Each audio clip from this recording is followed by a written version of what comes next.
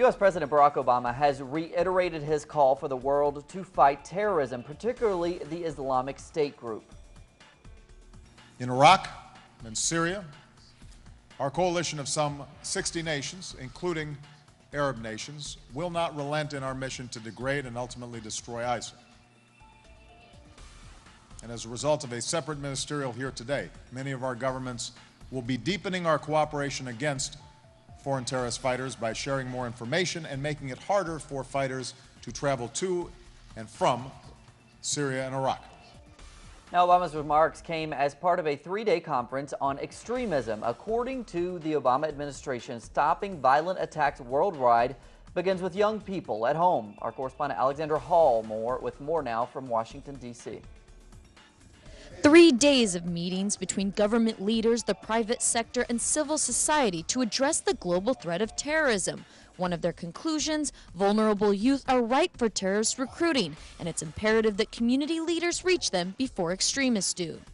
We must acknowledge that groups like Al-Qaeda and ISIL are deliberately targeting their propaganda to Muslim communities, particularly Muslim youth.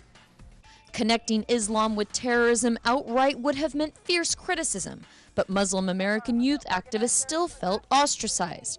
People like Yasmina Marabet, who says surveillance and targeting of the Muslim community should have been a part of the debate.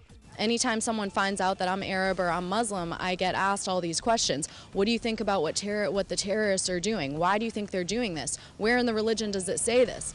For Yasmina, local communities in the United States bear no connection to groups like ISIS or Boko Haram.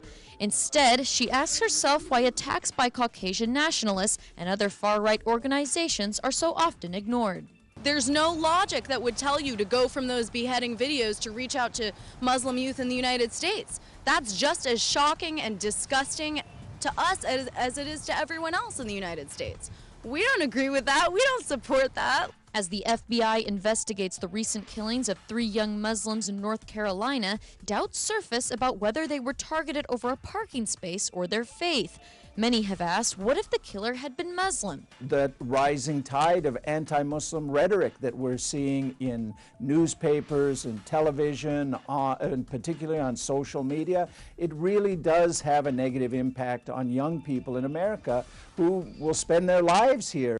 Hate crimes against Muslims in 2015 are 5 times higher than they were before 9/11, and poll data suggests that Muslim Americans tend to underreport when they've been a victim.